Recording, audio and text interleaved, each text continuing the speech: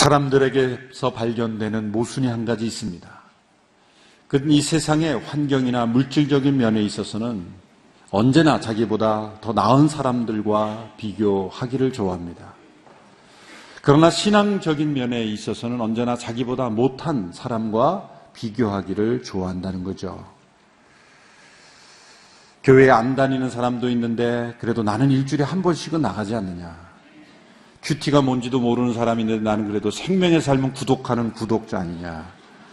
이렇게 자신을 위로하고 만족하는 것이죠. 예수님의 비유에 나오는 바리새인의 기도처럼 하나님 아버지, 저는 저 세리와 같지 아니함을 감사하고 저 죄인과 같지 아니함을 감사합니다. 자기보다 못한 삶을 사는 사람과 비교하며 만족하는 것, 그것은 참된 만족이 아닌 것입니다. 환경과 물질에 있어서는 만족은 경건의 유익이 되지만 신앙의 면에 있어서 만족은 악이 되기도 하는 것이죠. 신앙이 퇴보하는 지름길은 자기 만족에 빠지는 것입니다.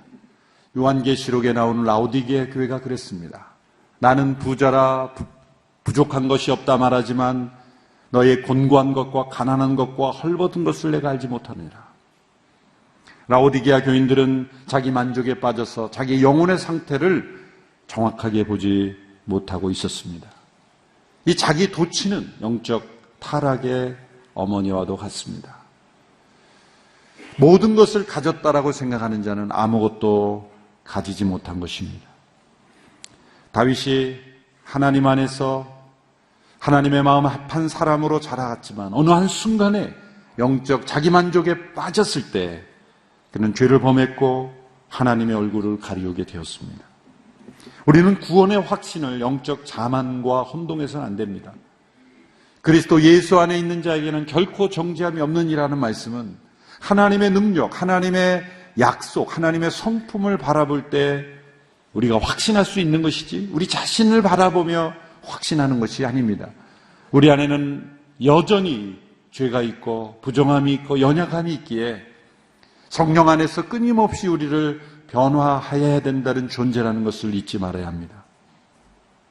신앙이 성장하는 지름길이 있습니다. 그것은 자기 자신을 정직하게 평가하는 것입니다.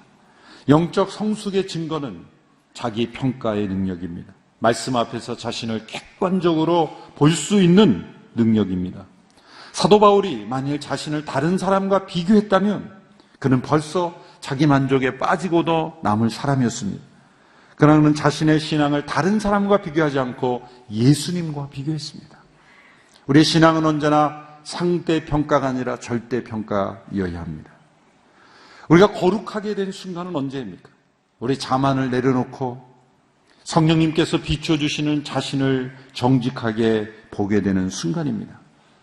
우리 자신의 추함을 보고 주님의 아름다우심을 보게 되는 순간입니다. 왜 자만에 빠집니까? 죄와 싸우는 거룩한 싸움을 피하기 때문입니다. 영적 자만은 거룩한 싸움을 포기할 때 나타나는 현상입니다. 그것은 마치 경기장에서 달리지 않는 선수와 마찬가지입니다. 믿음을 경주로 비유하는 것은 계속 달려야 하기 때문입니다. 달리기를 포기한 선수는 운동선수일 수 없은 것입니다. 경기를 포기한 선수는 달리지 않습니다. 이 빌립보서 3장은 바울의 자기 평가서다라고 말할 수가 있습니다. 1절에서 11절 지난주에 살펴본 말씀은 자신의 과거에 대한 평가였습니다. 오늘 본문 12절에서 16절까지는 자신의 현재에 대한 평가입니다. 다음 주에 살펴보게 될 17절에서 21절의 말씀은 자신의 미래에 대한 평가입니다. 지난주 11절까지의 말씀을 통해서 그는 마치 회계사가 손익을 계산하듯이 자신의 과거의 삶을 되돌아보며 손익을 평가했습니다.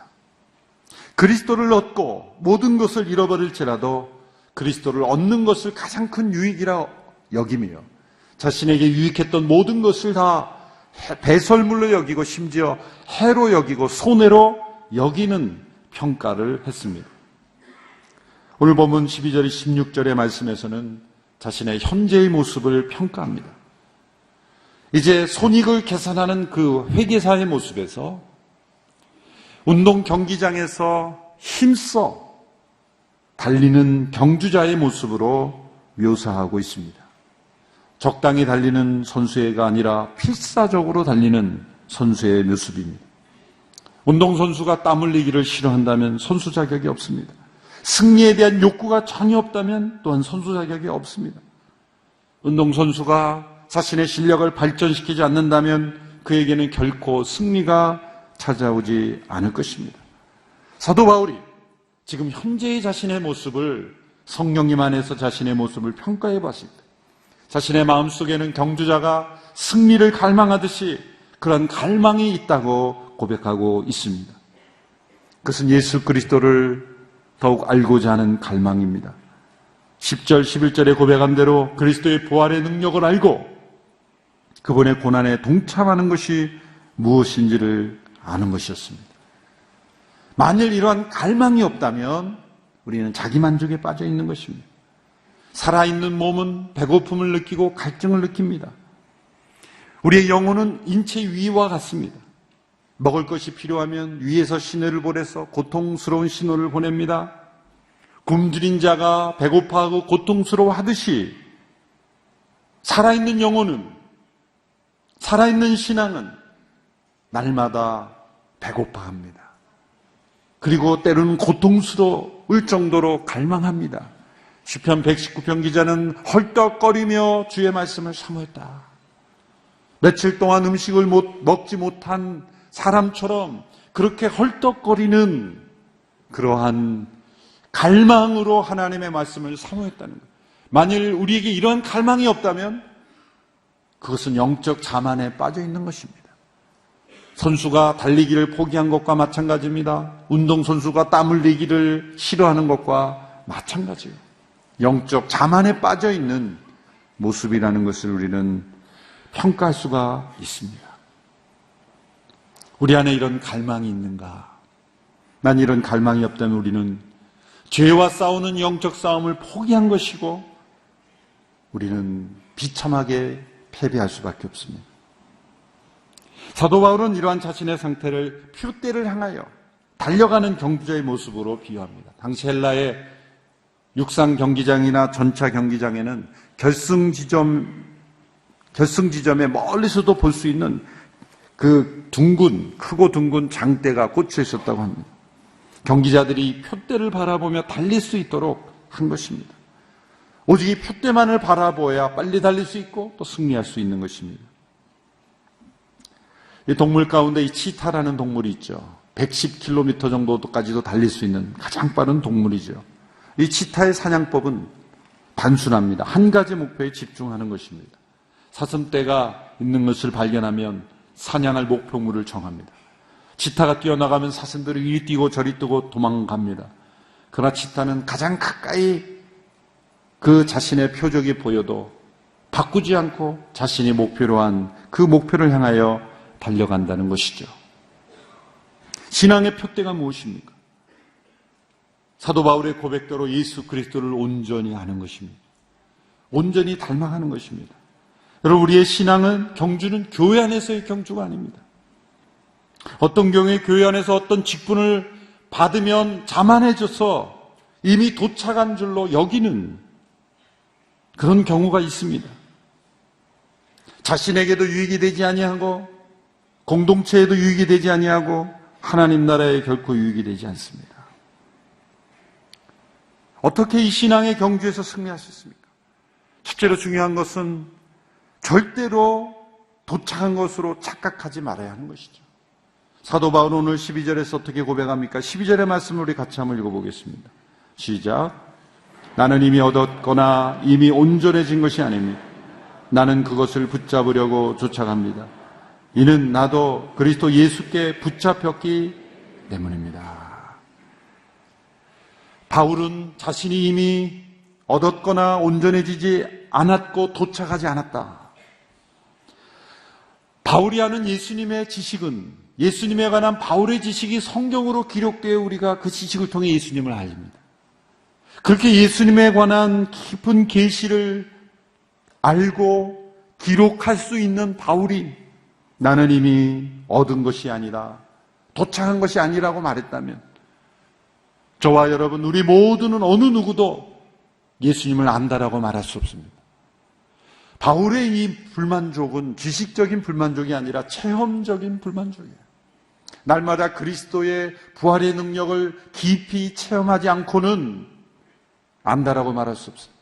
우리가 죽음 앞에서 조금이라도 두려움 나면 아직 그리스도를 알지 못하는 거예요. 부활의 능력을 체험하지 못했기에, 온전히 체험하지 못했기에 우리는 안다, 도착한다, 온전하다 말할 수 없다는 것입니다. 우리에게는 언제나 신앙의 경주 가운데 있다는 것이죠. 우리는 둯대를 향하여 달려가는 운동선수처럼 끊임없이 달려가야 하는 그러한 인생이라는 것이죠. 예수님을 알아가다 보면 깨닫게 되는 것이 있습니다. 점점 예수님을 깊이 알수록 내가 예수님을 잡은 것이 아니라 예수님께서 나를 붙잡고 계시다는 것을 깨닫는 것입니다. 우리가 붙잡는 것은 나를 붙잡으신, 우리를 붙잡으신 분을 붙잡는 거예요. 내가 하나님께 발견되었기에 하나님을 발견할 수 있습니다. 내가 하나님께 알려진 바가 됐기 때문에 하나님을 알 수 있는 것입니다. 하나님께서 나를 이해하시기에 내가 하나님을 이해할 수 있는 거예요. 우리는 붙잡힌 바 된 자로서 주님을 붙잡으려고 하는 것입니다. 이 놀라운 신앙의 비밀을 날마다 깊이 체험하는 거예요. 이렇게밖에 설명할 수 없는 신비스러운 체험 가운데 바울이 있었다는 거예요. 우리가 주님을 더욱 알아갈수록 예수님에 관한 지식을 내 머리에 채우는 것이 아니라 예수님이 나를 사로잡고 계심을 날마다 체험하고 있었다는 거죠. 두 번째로 뒤에 있는 것을 잊어버리고 앞을 보고 달려가는 것이다. 13절의 말씀을 우리 같이 함께 있습니다. 시작. 형제들이여, 나는 그것을 붙잡았다고 생각하지 않습니다. 그러나 이 한 가지만은 말할 수 있는데 곧 뒤에 있는 것은 잊어버리고 앞에 있는 것을 붙잡으려고 라고 고백했습니다. 뒤를 보고 달릴 수는 없는 것이죠. 뒤에 있는 것은 잊어버리고 앞을 보고 달려야 된다. 뒤에 있는 것은 잊어버린다고 할 때 하나님께서 과거에 주신 은혜를 잊어버렸다는 것이 아니죠. 자신이 과거에 범했던 죄를 마치 섣부른 망각으로 그렇게 무시한다는 것도 아닐 것입니다. 자신을 겸손하게 하는 죄는 기억했을 것입니다. 그러나 자책감에 빠져 일어나지 못할 정도로 과거의 죄와 상처와 기억에 눌려서 뒤에 있는 것을 바라보고만 있지 않았다는 거예요. 여러분, 우리의 과거의 가장 중요한 실체는 기억입니다. 우리 인생의 변화란 기억이 새로워지는 것이죠. 그럼 여러분 생각해 보십시오. 정직하게 생각해 보면 우리의 기억이 과연 진실할 수 있을 것인가? 우리의 기억이 100% 진실인가? 과거에 있었던 일을 서로 대화를 나누면 다 조각조각만을 기억하고 있을 뿐이에요. 나는 분명히 정확하다고 말하는데 100% 진실은 아니에요. 대개 우리의 기억은 어느 문학가가 이렇게 기억에 대해서 표현했는데 참 마음에 와닿아요. 기억이란 잊어버린 내용 위에 더덕더덕 갖다 붙인 이야기일 뿐이다. 우리의 기억이 이렇게 진실할 수가 없습니다. 더욱이 불행한 기억에 묶여있는 인생은 얼마나 불행할 수 있습니다. 뒤에 있는 것을 잊어버린다는 게 어떻습니까? 우리의 과거를 변화시키는 것이 아니라 과거의 기억을, 과거의 의미를 변화시키는 거예요. 요셉은 자신이 고난을 처하게 하고 죽이려고 했던 형들을 용서하고 받아들일 수 있었어요. 그것은 자신의 과거에 대한 의미를 변화시켰기 때문이에요. 하나님의 관점에서 자신의 과거를 해석할 수 있었기 때문이에요. 형들의 미움과 형들의 질투와 형들의 그 죄악으로 인해서 자신이 애굽에 팔려왔지만 그것을 뛰어넘는 하나님의 섭리를 보았기 때문이에요. 자신을 앞서 보내어 그 백성 전체를 살게 하시는 하나님의 역사의 섭리의 관점에서 자신의 과거를 해석할 수 있었어요. 그래서 그는 자신의 그 아픈 상처로부터 벗어날 수 있었고 뒤에 있는 것을 잊어버릴 수 있게 된 거예요. 과거의 기억을 새롭게 하는 것은 우리의 힘으로 되는 것이 아닙니다. 우리의 인생 너머, 우리의 역사 너머를 보시는 하나님의 시각으로 자신을 보고 역사를 보아야만 우리는 일어날 수 있습니다. 과거를 뒤돌아보다 앞을 보고 나지 못한 대표적인 예가 이스라엘 백성 전체입니다. 그들이 애굽에서 나와서 가나안으로 향할 때 그들이 광야를 지나면서 그들이 힘들었던 이유가 뭡니까? 엄밀히 말하자면 환경이 아닙니다. 광야라는 자연 조건이 아닙니다. 왜냐하면 하나님이 낮에는 구름 기둥으로 밤에는 불 기둥으로 빛과 열을 만들어 주셨습니다. 먹을 것과 마실 물을 주셨습니다. 발이 부르지 않도록 하셨다고 했습니다. 그런데 왜 불평했습니까? 그들은 애굽이라는 뒤를 돌아보았기 때문이에요. 과거를 잊지 못한 것입니다. 롯의 아내는 소돔과 고모라 성에서 탈출할 때 뒤를 보다가 남겨둔 삶을 보다가 소금 기둥이 되어버렸어요. 우리의 삶 속에서 우리의 삶이 소금 기둥이 되어버리는 순간이 얼마나 많습니까? 뒤를 돌아보는 것입니다. 예수님께서 쟁기를 잡고 뒤를 돌아보는 자는 하나님 나라에 합당하지 않다 말씀하셨습니다. 바울은 자신의 과거의 화려한 이력이 더 이상 자신의 믿음의 경주에서는 잊어버릴 대상이지 바라볼 대상이 아님을 밝혔습니다. 오직 바라봐야 될 표대는 예수 그리스도, 그분을 알고 그분의 부활의 능력을 체험하는 것, 그것이 우리의 앞을 바라봐야 될 유일한 표대인 것입니다. 저는 초등학교 시절에 100m 달리기를 유독 못했어요. 몸이 약한 것도 아니고, 그런데 늘 뒤에서 한두 번째로 이렇게 운동회 때만, 체육 시간 때 그렇게 들어왔어요. 그래서 100m 달리기를 가장 싫어했어요. 어느 날 방과 후에 내가 왜 이렇게 달리기를 못하나 생각하면서 혼자 운동장을 달려봤어요.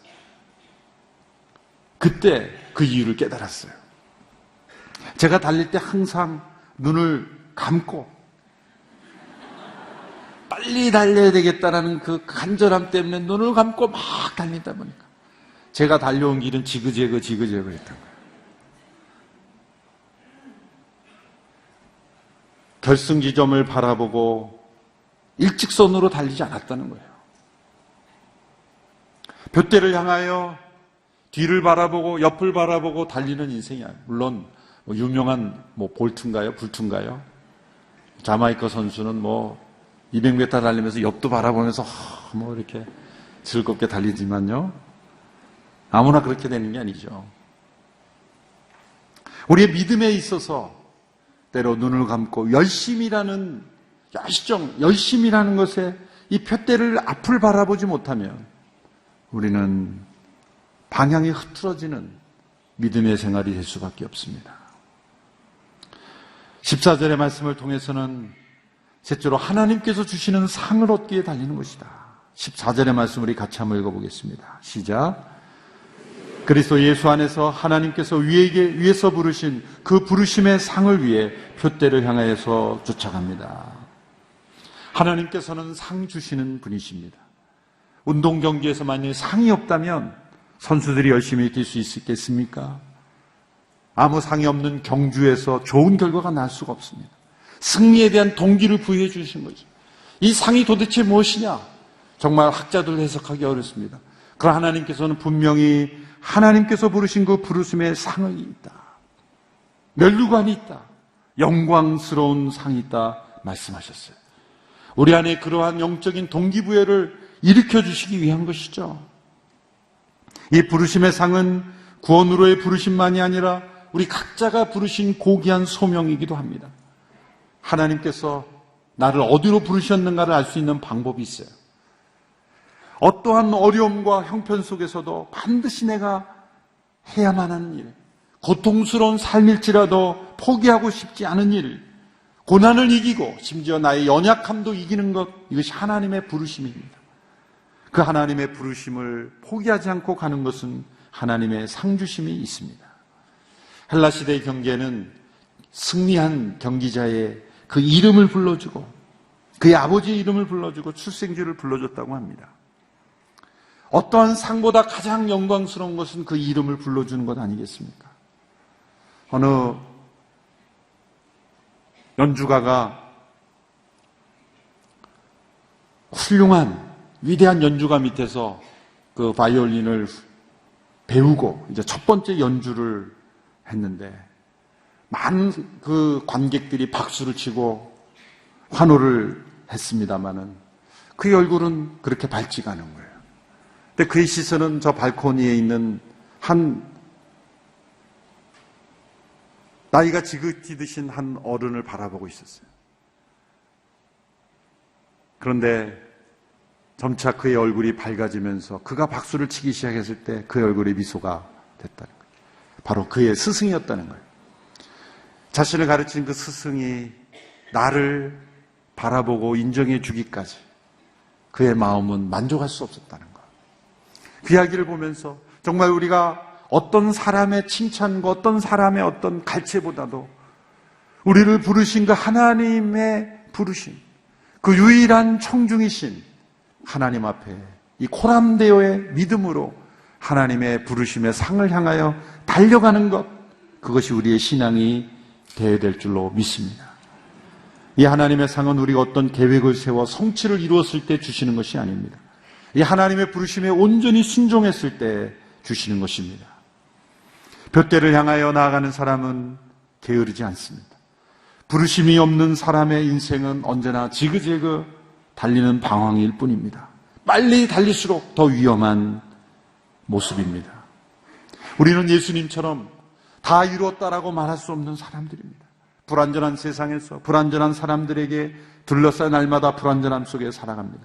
그러나 우리가 둯대를 바라보며 달려가는 인생과 아무렇게나 사는 인생은 분명히 다릅니다. 그리스도를 알며 그리스도의 부활의 능력을 체험하는, 그래서 나는 다 이미 이루었다라고 생각하는 교회 생활에 익숙해지고 우리가 직분을 받고 교회 안에서의 어떤 비교를 통해 만족에 이르는 것, 얼마나 위험한 신앙이요, 얼마나 어리석은 신앙입니까? 세상 속에서 그리스도를 바로 보여주는 것, 그리스도의 부활의 능력, 그리스도의 성품을 보여주는 믿음의 경주에 우리는 이미 이르지 못하고 온전하지 못한 것을 인정하면서 둯대를 향하여 다시 달려가는 저희들이 될 수 있게 되기를 바랍니다. 이 나라 민족이 둯대를 잃어버렸지 않습니까? 이 나라 민족이 다시 둯대를 바라보며 나아갈 수 있는, 앞을 향하여 나아갈 수 있는 민족이 될 수 있도록 우리 믿음의 사람들이 깨어 기도하며 나아가는 우리 모두가 될 수 있게 되기를 축원합니다. 기도하겠습니다. 하나님 아버지, 바울의 이 진솔한 정직한 자기 고백, 나는 얻었다 함도 아니요 이미 이룬 것이 아니라 고백했던 이 겸손을 우리도 배우게 하여 주시옵소서. 우리 안에 있는 이 무서운 영적 자만을 내려놓고 우리가 달려온 것을 날마다 뒤를 바라보며 성취감에 자만에 빠져있는 인생이 아니라 달려갈 길을 바라보며 앞을 바라보며 나아가는 우리가 되게 하여 주시옵소서. 다시 한번 우리의 둯대 되신 예수 그리스도, 그분을 알아가며 닮아가며 그분의 부활의 능력을 체험하는 이 둯대를 향하여 날마다 땀 흘리며 달려가는 우리의 믿음의 경주가 되게 하여 주시옵시고, 하나님의 부르심의 상을 향하여 포기하지 않는 믿음의 삶 되게 하여 주시옵소서. 예수님의 이름으로 기도하옵나이다.